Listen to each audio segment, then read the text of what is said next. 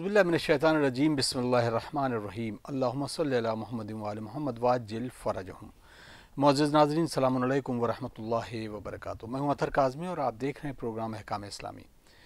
آج جو ہم موضوع ڈسکس کر رہے ہیں اس میں ہمارے ہی نہیں بلکہ غیر بھی ہم سے سوال کرتے ہیں، ہم غم سید الشہداء کس انداز میں منائیں، اور اس بنانے میں بہت سارے سوالات ہمارے ذہنوں میں ہوتے ہیں اور کچھ ہم سے کیے جاتے ہیں، کیونکہ جیسے ہی محرم کا آغاز ہوتا ہے یا رمضان کا آغاز ہوتا ہے تو ہم سے سوالوں کے بوچھار ہم پر ہونے لگتے ہیں۔ وہ بہت سارے عملیات کو لے کر ہوتے ہیں۔ کیا غم سید الشہداء میں رونا جائز ہے یا رسول اللہ نے یہ عمل کیا ہے؟ آیا یہ حدیث سے ثابت ہے؟ اس طرح کے بہت سارے سوالات ہوتے ہیں، کیونکہ ہمارے لیے شاید یہ تزکیہ نفس کے تو نہ کہا جائے بلکہ ہمارے روح میں ہر جگہ پیوست ہے، اور ہر لہجہ غم سید الشہداء ہمارے ہر ایک عمل میں ظاہر بھی ہوتا ہے۔ آئیے اس موضوع کو ڈسکس کرتے ہیں۔ ہمارے ساتھ موجود ہیں حجت الاسلام والمسلمین علی جناب مولانا مصطفیٰ علی خان ادیب الہندی صاحب قبلہ۔ السلام علیکم آقا۔ علیکم السلام ورحمۃ اللہ۔ آقا، کیونکہ ہم عزاداری کے سے ریلیٹڈ بہت سارے ایسے عمل ہوتے ہیں کہ جن سے ہمارے لیے غیر بھی ہم سے سوال کرتے ہیں، تو سب سے پہلا سوال یہ ہے کہ کیا رونا جائز ہے، بدعت ہے، یا اس کو رسول اللہ نے کیا ہے یا نہیں کیا؟ یہ سوال اکثر کیا جاتا ہے ہم سے، تو اس کا کیا جواب ہوگا؟ اعوذ باللہ من الشیطان الرجیم، بسم اللہ الرحمن الرحیم، الحمد للہ رب العالمین، وصلی اللہ علی سیدنا محمد وعلہ الطیبین الطاہرین۔ دیکھیں، رونا انسان کی فطرت میں ہے، اور ہر وہ عمل جو فطری ہو شریعت اس سے کبھی منع نہیں کرتی۔ ہر وہ انسان جو دل رکھتا ہے، ہر وہ انسان جو تھوڑے سے بھی جذبات رکھتا ہے، وہ اگر اس کا کوئی عزیز، اس کا کوئی رشتہ دار، اس کے لیے کوئی بہت محترم اس کے سلسلے میں اس کو رنجیدہ ہوتا ہے، تو بالآخر اس کی آنکھوں سے آنسو آتے ہیں، اور یہ بہت طبیعی چیز ہے۔ جہاں تک مسئلہ یہ ہے کہ کیا رسول اکرم صلی اللہ علیہ وآلہ نے کام انجام دیا یا نہیں، تو ہمارے پاس کتابوں مفصل، حتی عامہ کی کتابوں میں یہ چیزیں تفصیل سے آپ کو مل جائیں گی کہ جب جس وقت امام حسین علیہ السلام کی ولادت ہوئی اور امام حسین علیہ السلام کو رسول کی آغوش میں دیا گیا، تو رسول اکرم نے گریہ فرمایا۔ جناب زہرا سلام اللہ علیہ نے گھبرا کے پوچھا کہ اے پدر بزرگوار، آپ گریہ کیوں کر رہے ہیں؟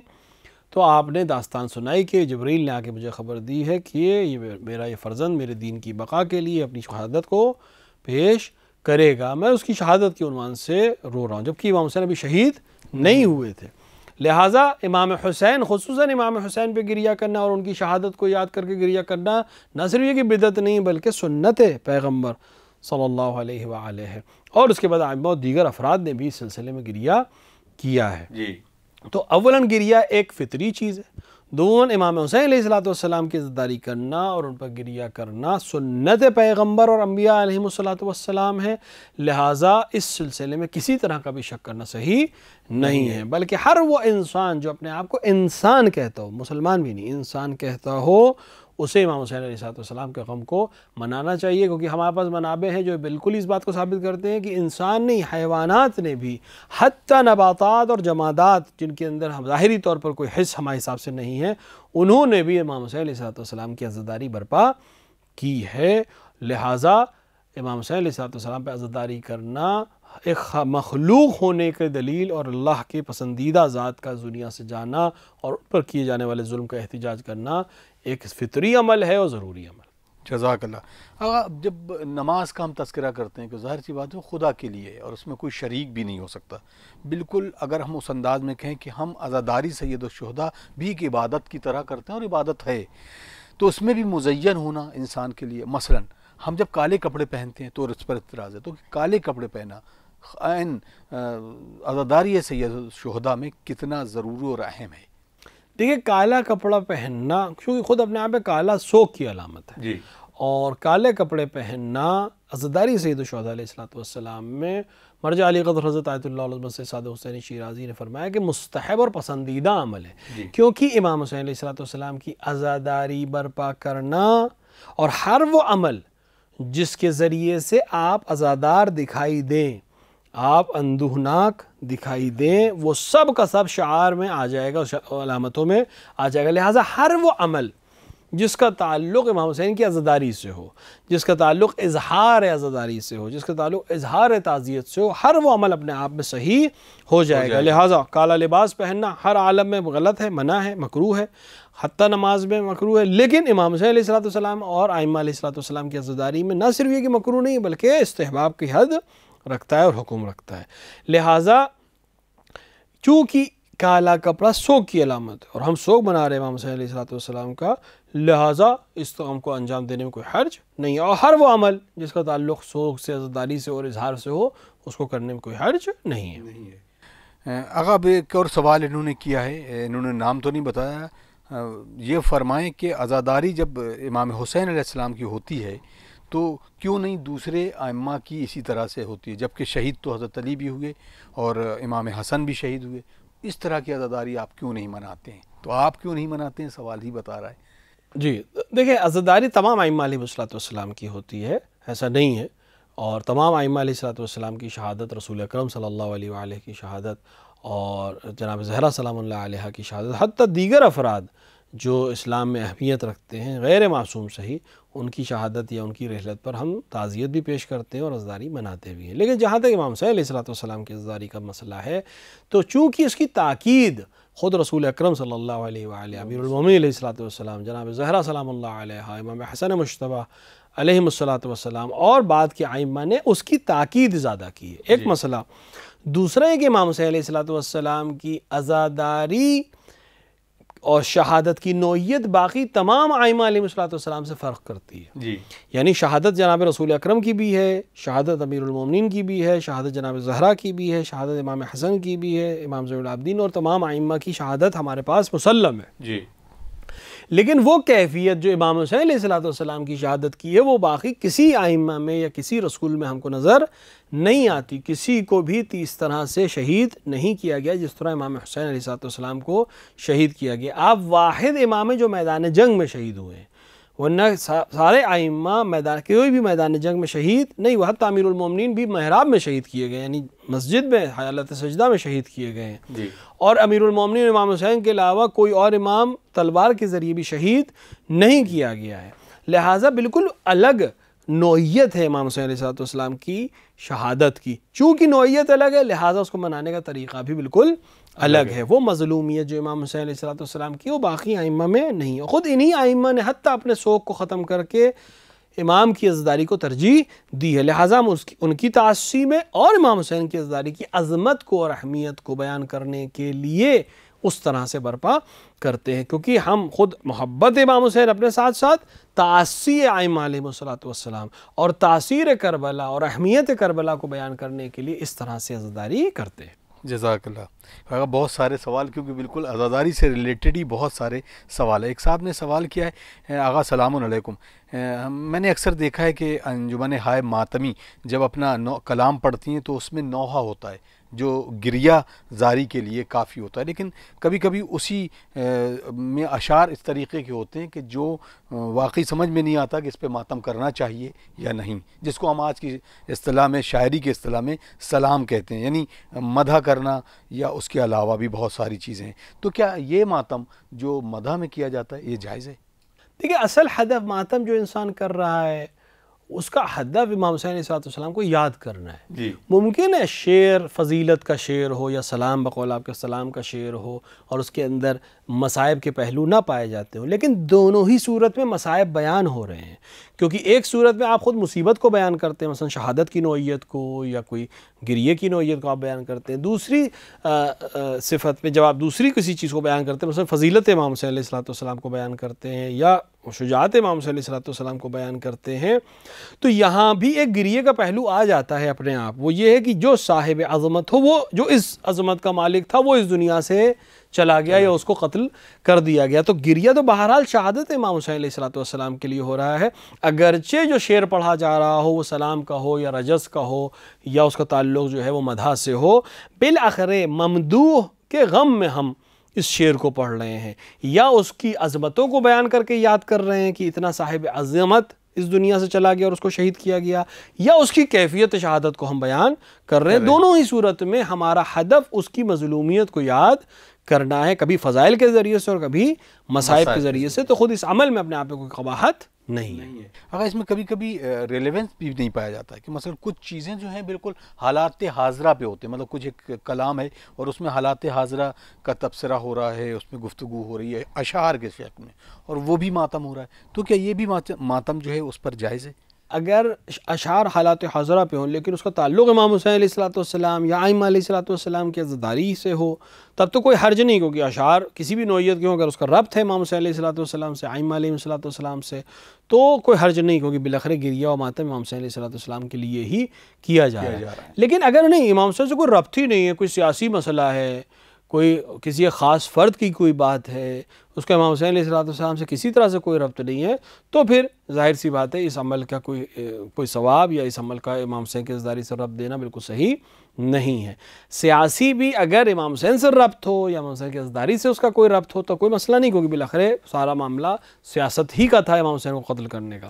لیکن اگر کسی خاص فرد کے لیے ہم گریہ کر رہے ہیں، یا کسی خاص فرد کے نام پہ گریہ کر رہے ہیں، یا کسی خاص فرد کو پکاریں اور اس کا تعلق امام حسین سے کسی طرح سے نہ ہو، تو پھر اس عمل سے پرہیز کرنا چاہیے۔ جزاک اللہ۔ صلاح الدین صاحب ہیں جو کہ کشمیر سے، السلام علیکم، عزاداری میں کیا بلیڈ کا ماتم کر سکتے ہیں؟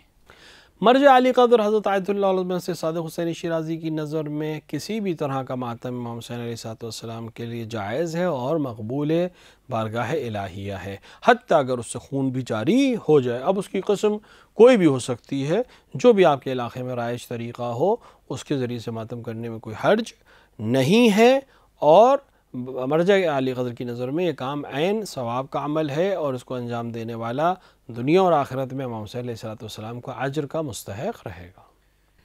بہت خوب۔ شبیر علی صاحب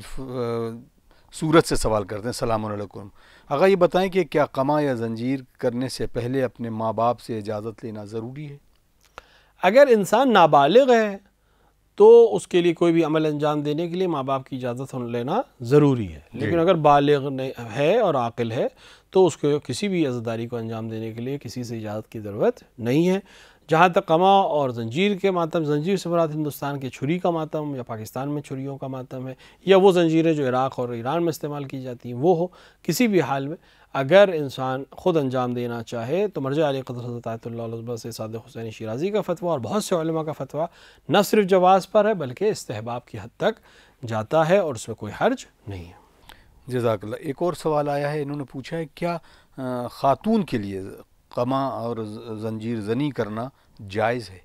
خاتون کے لیے ہر وہ عمل جو اس کے جسم کو راحت پہنچائے یا شوہر کی اجازت جس کام کے لیے نہ ہو اس کام کو انجام نہیں دینا چاہیے۔ البتہ ماتم کرنے میں، یعنی سر و سینے کو پیٹنے میں یا حتی بال کھولنے میں، اگر وہ خواتین کے مجمع میں ہیں اور بال کھول کر ماتم کر رہے ہیں تب بھی کوئی حرج نہیں ہے، لیکن جہاں تک قمع و زنجیر کا ماتم ہے یہاں پر تعامل کرنا چاہیے، اور اگر شوہر کی اجازت نہ ہو تو بالکل اس کام کو انجام نہیں دینا چاہیے۔ بہت خوب آقا۔ ایک اور سوال ہے، کانپور سے کیا گیا، السلام علیکم آقا، کچھ دن پہلے ایک ویڈیو میرے سامنے آیا جس میں کچھ بچے اور اس میں کچھ بچیاں واقعی جو بڑی بھی تھیں وہ بال کھول کر ایک تصویر پیش کر رہی تھیں اس طریقے سے کہ جیسے سیدانیاں پیش کی گئیں اس دربار میں، تو وہ ایک اس کا ماجرا تھا۔ کیا ایسا عمل کرنا اور اس طرح کا عمل کرنا شریعت نے کس طریقے سے اس کی اجازت دی ہے؟ عام طور سے اس عمل کو تعزیہ خوانی کہتے ہیں، جو عرب میں رائج ہے اور دھیرے دھیرے بر صغیر میں بھی کہیں کچھ علاقوں میں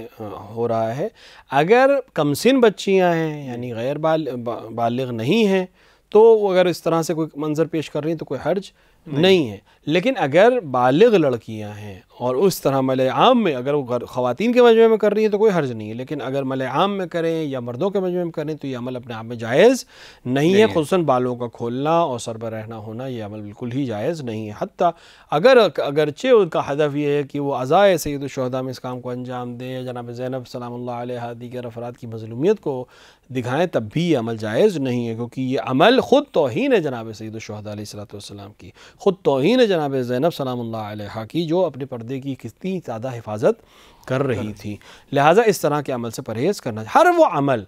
جو اپنے آپ میں ذم کا پہلو رکھتا ہو یا صریح تعلیمات اسلام کے خلاف ہو اس سے انسان کو پرہیز کرنا چاہیے۔ جزاک اللہ۔ عسکری صاحب ہیں، یہ سوال کرتے ہیں میرٹھ سے، السلام علیکم آغا،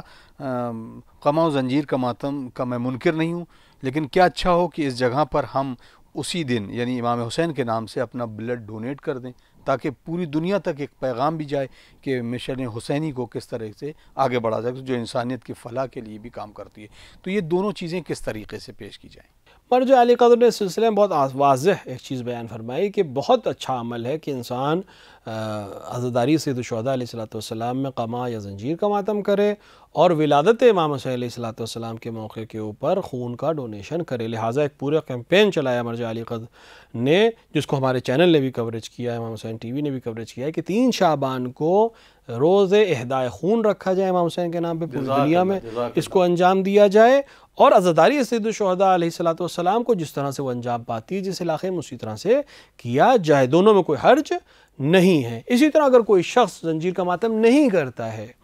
اور وہ یہ کام انجام دینا چاہتا تو بھی اس کے لیے کوئی مناہی نہیں ہے، لیکن یہ کہنا کہ یہ کام نہ کیا جائے وہ کام کیا جائے، تو دونوں کی اپنی اپنی ایک نوعیت ہے۔ خود عزائے قمع یا عزائے زنجیر یہ خود ایک پسندیدہ عمل ہے اور اپنے آپ مواسات کا عمل ہے، لہٰذا ہر چیز کا اپنا ایک موقع، ایک محل ہوتا ہے۔ روز عاشورہ ہم اس طرح سے خراج عقیدت پیش کر سکتے ہیں، اور روز ولادت ہم اہدائے خون کے ذریعے سے خراج عقیدت پیش کر سکتے ہیں، اور دونوں ہی دن امام حسین علیہ السلام سے منسوب ہے اور یہ کام انجام دیا جا سکتا ہے۔ جزاک اللہ۔ مظفر نقوی صاحب کا سوال ہے، السلام علیکم، یہ بہت دلچسپ اور اہم سوال بھی ہے کہ ہم غم سید الشہداء میں جس طریقے سے ایک حدیث بیان کی جاتی ہے، روئے، رلائے یا رونے جیسی صورت بنائے، آغا اس بارے میں بتائیے کہ یہ حدیث کس سے نقل کی گئی، کس معصوم سے؟ اور اکثر کچھ جگہ دیکھا بھی گیا ہے کہ کچھ لوگ صرف آواز نکالتے ہیں اور ان کی آنکھوں سے ایک بھی آنسو نہیں ہوتا ہے، اور تھوڑی دیر کے بعد نارمل ہو جاتے ہیں، دیکھنے کے بعد دوسرے لوگ جو ان کو دیکھ کر جس طرح کے کمنٹ کرتے ہیں وہ کہیں نہ کہیں بے حرمتی کا سبب بنتے ہیں۔ اس بارے میں تفصیل فرما دیجیے۔ دیکھیں، خود کئی ائمہ علیہ السلام سے یہ حدیث مروی ہے کہ جس نے گریہ کیا یا گریہ کروایا یا گریہ کرنے والے کی صورت بنائی، اس کے لیے اجر و ثواب محفوظ ہے عزاداری سید الشہداء علیہ السلام میں۔ بعض نے یہ حدیث رسول اکرم سے نقل کی ہے، بعض نے دیگر ائمہ سے نقل کی، بہرحال مسلم حدیث میں سے ہے، اور اس کے اوپر تمام علماء شیعہ نے عمل بھی کیا اور فتویٰ بھی دیا ہے۔ جہاں تک مسئلہ یہ ہے کہ کسی کی آواز نکلتی ہے اور اس کے آنسو نہیں بہتے، یہ اس کا اپنا فعل ہے، بہت ممکن ہے کہ انسان کے آنسو نہ نکلتے ہوں، بہت طبیعی چیز ہے، کچھ لوگوں کے آنسو زیادہ نکلتے ہیں، کچھ لوگوں کے آنسو کم نکلتے ہیں، کچھ لوگوں کی آواز زیادہ بلند ہوتی ہے، کچھ لوگوں کی آواز کم بلند ہوتی ہے، کچھ لوگ چپ ہو کے روتے ہیں، کچھ لوگ بلند آواز سے روتے ہیں، یہ ہر انسان کا ایک طبیعی فعل ہے، اور اس کے اوپر کسی کا کمنٹ کرنا خود صحیح عمل نہیں ہے، کہ چاہے وہ عزاداری ہو چاہے کوئی عمل ہو، کسی کا کمنٹ کرنا کہ فلاں صاحب ایسے رو رہے تھے یا فلاں صاحب ایسے رو رہے تھے، خود اپنے آپ میں صحیح عمل نہیں ہے، اس کے کمنٹ کی وجہ سے کسی کا عمل صحیح یا غلط نہیں ہو جائے گا، پہلا مسئلہ ہے۔ دوسرا مسئلہ ہے کہ وہ انسان جو بالکل عزاداری نہیں کر پا رہا ہے، رو نہیں پا رہا ہے، اس کے لیے حکم ہے کہ عزا کی شکل بنائے، تاکہ دوسرے جو عزاداری کر رہے ہیں یا کم سے کم یہ اظہار کر سکے کہ میں غم میں شریک ہوں، کہ بہت سے لوگوں کا دل جو ہوتا ہے وہ سخت ہوتا ہے، ان کے لیے دیر سے گریہ آ پاتا ہے، یا بہت سے لوگ نرم دل ہوتے ہیں، چھوٹی چھوٹی چیزوں پہ ان کو گریہ آ جاتا ہے، تو یہ کوئی اتنا بڑا مسئلہ نہیں ہے۔ اصل ہدف ہے عزاداری سید الشہداء علیہ السلام، جس طرح سے بھی آپ اظہار کر سکتے ہو صحیح، حتیٰ بلند آواز سے گریہ کرنا، امام نے فرمایا کہ خدا رحمت نازل کرے اس صرخے پہ جو ہمارے لیے بلند ہوتی ہے، صرخہ اس آواز کو کہتے ہیں جو بہت بلند ہو، یعنی گریہ ہو اور بہت بلند آواز میں۔ ایک دفعہ کہ انسان تھوڑی سی آواز بلند کرتا ہے، ایک دفعہ باقاعدہ چیخ کر ہوتا ہے، اس چیخنے کو صرخہ کہتے ہیں، اور امام نے رحمت کی دعا کی اس انسان کے لیے جو ہمارے جد کے لیے صرخہ بلند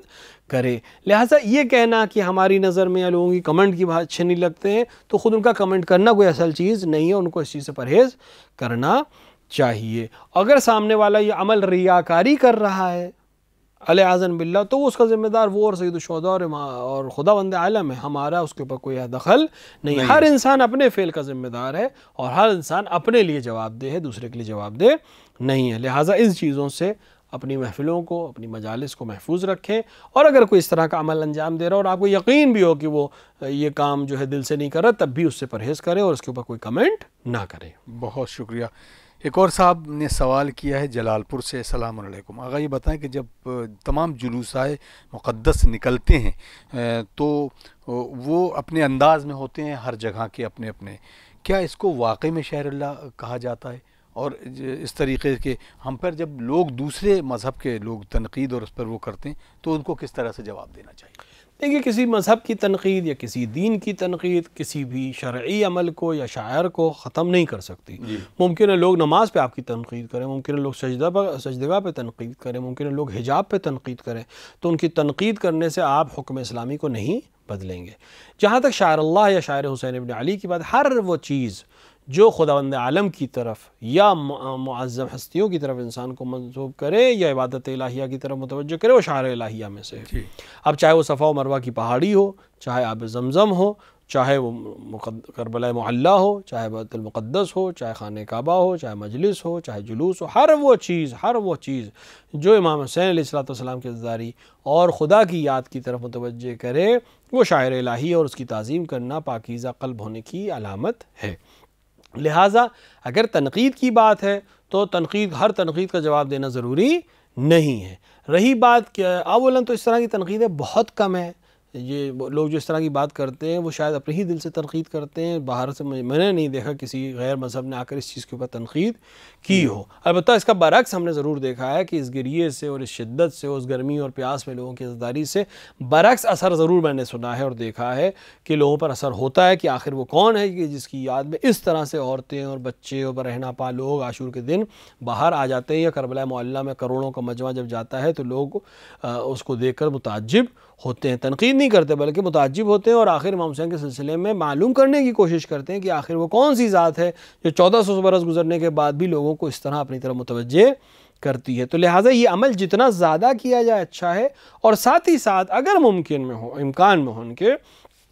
تو جس زبان میں یا جس علاقے میں یہ عمل کر رہے ہو، اگر اس زبان میں جو اس علاقے کی زبان ہو، آسان زبان ہو، اگر امام حسین علیہ السلام کے اوپر ایک چھوٹا سا لٹریچر بھی لوگوں تک پہنچائیں جن کو نہیں پتا ہے کہ یہ کیا ہو رہا ہے. حالانکہ آج کے دور میں تقریباً سب کو پتہ ہوتا ہے، لیکن پھر بھی اگر آپ پانی کے ذریعے سے پانی بانٹیں امام حسین کے نام پر اور اس میں ایک پمفلٹ بھی دے دیں کہ یہ عزاداری کیوں ہو رہی ہے، کس کے لیے کی جا رہی ہے، کس کے سلسلے میں شہادت ہے، کس نے شہید کیا، کیوں شہید کیا، تو شاید اور بہتر طریقے سے آپ ان تک پہنچ سکیں گے اور ان کی جو سوالات ہیں اس کے جواب بھی اسی میں ہو سکتے ہیں. جزاک اللہ.